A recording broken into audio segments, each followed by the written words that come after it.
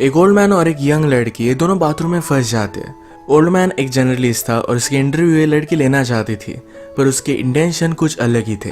Hello friends, आज मैं आपको मैड्रिड 1987 या 2011 की एक फ्रेंच मूवी एक्सप्लेन करने वाला हूँ। ये kind of hang out movie है, तो इसके कन्वर्सेशन को आप रिलैक्स कर कुछ खाते हुए एंजॉय कर सकते हो।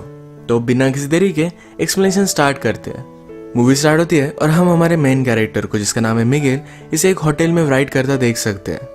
ये न्यूज़पेपर के लिए राइट करते हैं और ये बहुत ही फेमस राइटर है। आज उसे मिलने के लिए एक लड़की आई जो हमारी और एक मेन कैरेक्टर है, इसका नाम है एंजेला। एंजेला आज मिगेल का इंटरव्यू लेना चाहती थी, वो भी अच्छे से राइट करना चाहती है, एक अच्छी जर्नलिस्ट बनना चाहती है।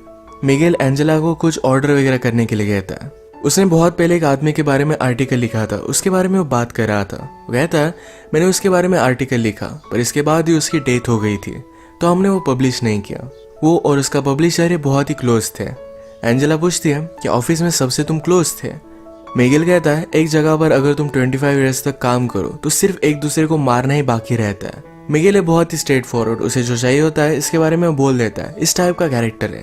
एंजेला ने कोका कोला ऑर्डर किया था, इसकी एक सिप उसने उससे मांग ली। मिगेल को डॉक्टर ने कोका कोला, टोबैको इस तरीके की चीजें खाने के लिए मना किया है, पर फिर भी वो मानता नहीं। वो एक ही टाइम पर स्मोकिंग भी करता है, कोका कोला भी पीता है और टोबैको भी खाता है। उसे लगता है कि अगर इस तरीके से उसकी डेथ हो जाए तो इसका ब्लेम ये सारी चीजों में इक्वली डिस्ट्रीब्यूट हो जाएगा।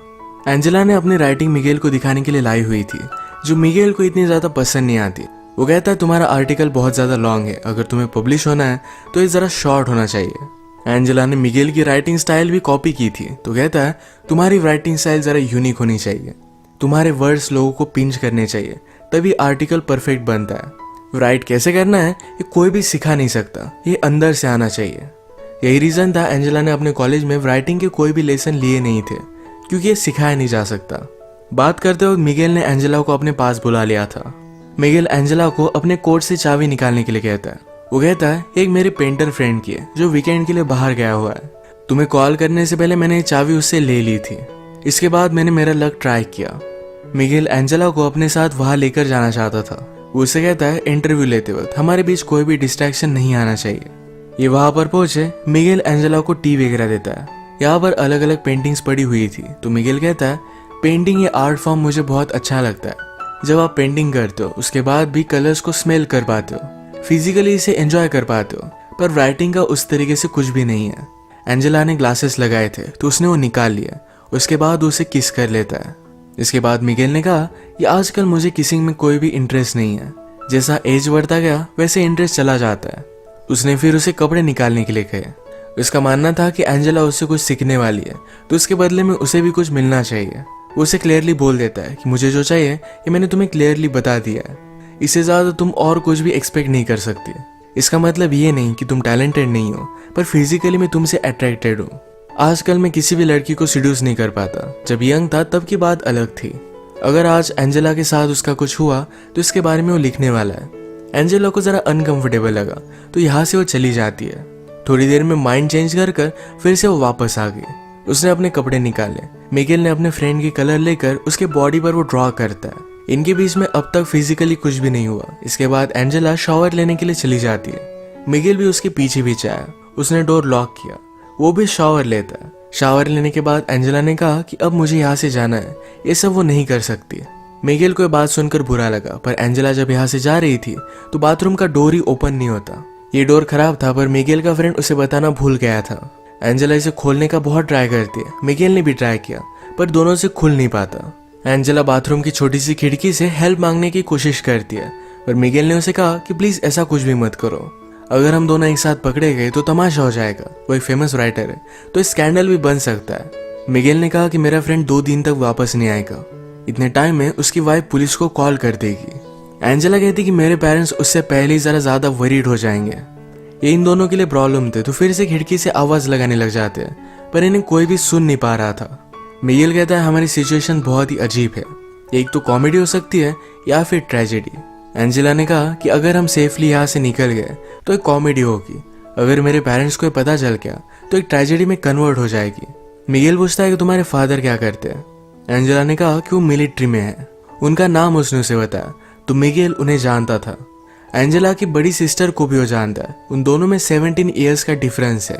मिगेल कहता है कि जब वो एक्टिंग क्लास में थी तो हम दोनों फ्रेंड्स हुआ करते थे। वो एक्चुअल में उसे लाइक करता था, पर उन दोनों के बीच में कुछ भी नहीं हुआ। मिगेल बहुत ही वरीड था कि उसकी वाइफ पुलिस को बुला लेगी। उसे एक राइटर की स्टोरी याद आई। राइटर हमेशा अपनी वाइफ पर चीट करता था। एक दिन वो घर पर ही नहीं आया। उसकी वाइफ को पता था कि वो किसी और लड़की के साथ है, फिर भी उसने पुलिस को कॉल कर दिया। कहा कि टेररिस्ट लोगों ने मेरे हस्बैंड को किडनैप कर लिया है। जब वो राइटर नेक्स्ट दिन उठा तो अपने आप को उसने डायरेक्टली न्यूज़ पर पाया। ये सब बहुत ही फनी बन गया था। उसकी वाइफ ने उसे एक लेसन टीच करने के लिए ये सब किया था। मिगेल कहता है कि तुम्हारी डैड और सिस्टर में कभी भी बनती नहीं थी, वो हमेशा फाइट करते थे। एंजेला ने कहा कि वो अब भी करते हैं। एक्चुअली एंजेला ने अपनी सिस्टर से ही मिगेल का नंबर लिया था। मिगेल कहता है एक बार मैंने उसे बताया था कि मैं उसे लाइक करता हूँ, पर उसने मुझे रिजेक्ट कर दिया था। अगर उसे पता चला कि हम दोनों किस सिचुएशन में हैं तो मैं वंडर करता हूँ कि वो करेगी क्या। आजकल एंजेला की सिस्टर एक बड़ी एक्ट्रेस बन चुकी है। एंजेला कहती है कि मेरी सिस्टर को लगता है कि तुम बहुत ही ओवररेटेड राइटर हो। मिगेल को सुनकर बुरा लगा, पर वो कहता है एक ओवररेटेड राइटर ही इसको अपना करियर बना सकता है। एंजेला पूछती है लोग क्या कहते हैं, क्या तुम्हें इससे कुछ भी फर्क पड़ता है। मिगेल पूछता है क्या अब भी तुम मेरा इंटरव्यू ले रही हो। मैं तुम्हें सब आंसर्स दूंगा, पर ये इंटरव्यू किस तरीके से एंड होती है इस पर ही डिपेंड करेगा। उसे टच करने वाला था, पर एंजेला उसे दूर जाकर बैठी। एंजेला कहती है तुम्हारे नॉवेल्स बहुत ही अजीब तरीके से थे, पर फिर भी उन्हें बहुत सारे अवार्ड्स वगैरह मिले हैं। मिगेल कहता है नॉवेल लिखते हो लोग बहुत ही ज्यादा टाइम लेते हैं, मैंने इसे प्रोफेशनली लिखा था। हर रोज में कुछ टारगेट रखकर इसे कंप्लीट कर ही डालता था। मिगेल एंजेला से कहता है कि फिर से ट्राई कर देखो, तुम्हारी आवाज सुनकर तुम्हें हेल्प करने के लिए कोई भी आदमी आ सकता है। सुंदर लड़की देखी नहीं और हर आदमी उसे हेल्प करना चाहता है। आवाज देने के बाद भी उसे कोई भी सुन नहीं रहा था। मिगेल फिर से एंजेला के पास आ गया। उसे कहती है मुझे सिर्फ यहाँ से जाना है, उसके साथ कुछ भी नहीं करना चाहती। एंजेला फिर से डोर को ओपन करने की कोशिश करती है। मिगेल कहता है कि जब आप यंग होते हो तो लगता है कि इस लाइफ में कुछ पॉइंट है, वो अपनी लाइफ कुछ अलग तरीके से जी लेंगे, पर बाद में पता चलता है कि लाइफ में बहुत सारी चीजें पॉइंटलेस थी। इसमें कोई भी मीनिंग नहीं था। हर एक की कोई ना कोई तो प्रायोरिटी होती है। मिगेल एंजेला से पूछता है कि आज सैटरडे है, अगर तुम घर पर होती तो क्या करती, क्या अपने फ्रेंड्स के साथ बाहर जाती। एंजेला को ये सब चीजें पसंद नहीं है। वो कहती है कि मैं बुक्स रीड करती। मिगेल को जो बुक्स पसंद है यही एंजेला ने भी पढ़ी हुई है, पर मिगेल कहता है हम दोनों के व्यूज इस पर बहुत ही अलग अलग होंगे, जैसे कि क्लासिकल म्यूजिक और एक रॉक बैंड में डिफरेंस होता है। मिगेल ने फिर यही टॉयलेट किया। वो कहता है प्यार के बारे में लोगों ने बहुत सारी चीजें लिखी है, पर बाकी चीजों के बारे में कोई भी नहीं लिखता। ये लोगों को ज्यादा रेजोनेट करती है। अपने राइटिंग में इन चीजों का तुम्हें ध्यान रखना चाहिए। मिगेल अब फ्रस्ट्रेटेड हो रहा था। वो कहता है हम दोनों यहाँ है, हम दोनों में एक टेंशन है, अगर हम कुछ भी नहीं करते तो टेंशन बढ़ता जाएगा। सब कुछ हो जाने के बाद शायद हम एक दूसरे को डिजायर नहीं करेंगे, पर फिर भी अट्रैक्शन बहुत ही इंपॉर्टेंट है। मिगेल भी अब जल्दी से जल्दी यहाँ से निकलना चाहता था। उसे बुरा लगता है कि वो सोच क्या रहा था। वो एक ओल्ड मैन है, कोई भी यंग लड़की उसके साथ इंटीमेट नहीं हो सकती। वो कहता है कि मेरी वाइफ को मैं बहुत प्यार करता हूँ, पर फिर भी कभी कभी आपको आइसोलेशन की जरूरत होती है।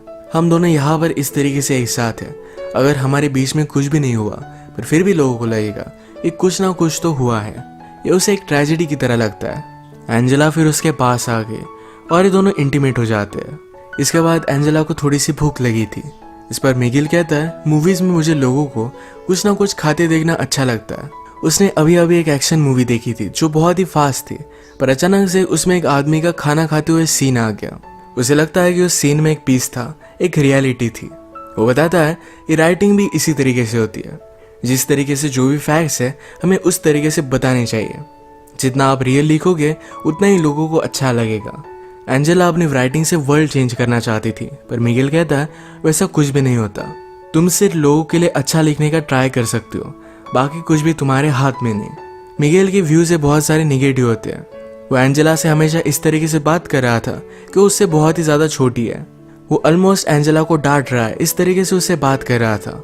एंजेला को इस पर गुस्सा आ गया। वो कहती मुझे सब लोग इसी तरीके से ट्रीट करते हैं, तुम सिर्फ बड़े हो, तुम्हें एक्सपीरियंस है, इसका मतलब ये नहीं कि तुम सही हो।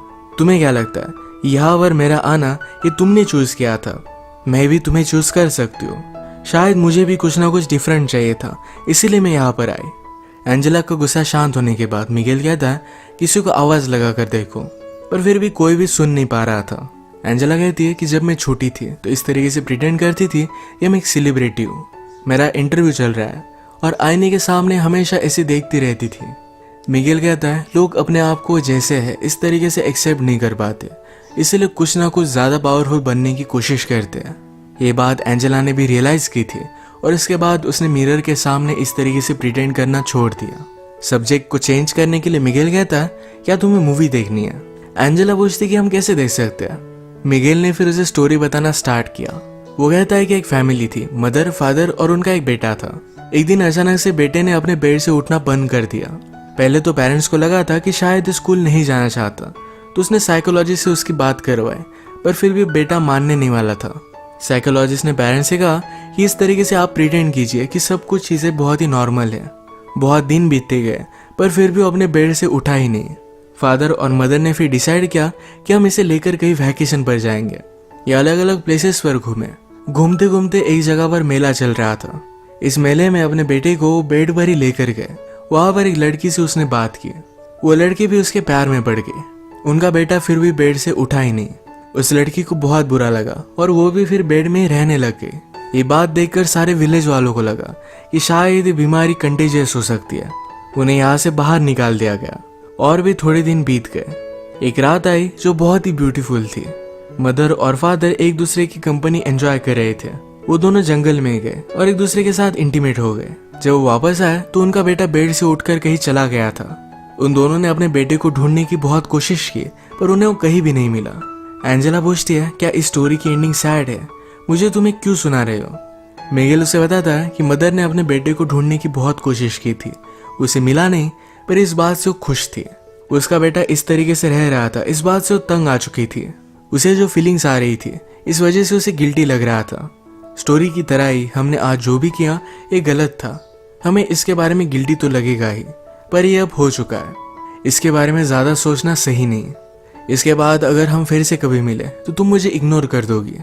तुम्हें गिल्टी तो लगेगा पर यही करना सही होगा। इसके बाद थोड़ी देर में मिगेल को किसी का आवाज़ आया। उस आदमी को बुलाकर कहता है कि प्लीज़ मेरे फ्रेंड को कॉल करो, मैं यहाँ पर फंस चुका हूँ। थोड़ी देर में मिगेल का फ्रेंड भी वहाँ पर पहुँच गया।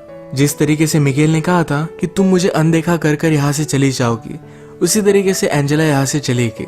जाने से पहले एंजेला ने उसे कहा कि सिर्फ एक इंसिडेंट था, इसी तरीके से मैं उसे ट्रीट करूंगी, मुझे इसके बारे में कोई भी बुरा नहीं लगेगा, ये सिर्फ उसके लिए एक एक्सपीरियंस था। इसी के साथ ये मूवी एंड हो जाती है। अगर हम इस तरीके की हैंगआउट मूवीज देखें तो इसमें सिर्फ कैरेक्टर को और भी ज़्यादा जान देना, उनके साथ कन्वर्सेशन एंजॉय करना, यही सिर्फ एक पॉइंट होता है। तो इसी टाइप की आज की हमारी मूवी थी। अगर आपको एक्सप्लेनेशन अच्छा लगा तो प्लीज़ इसे लाइक और कमेंट ज़रूर कर दीजिएगा।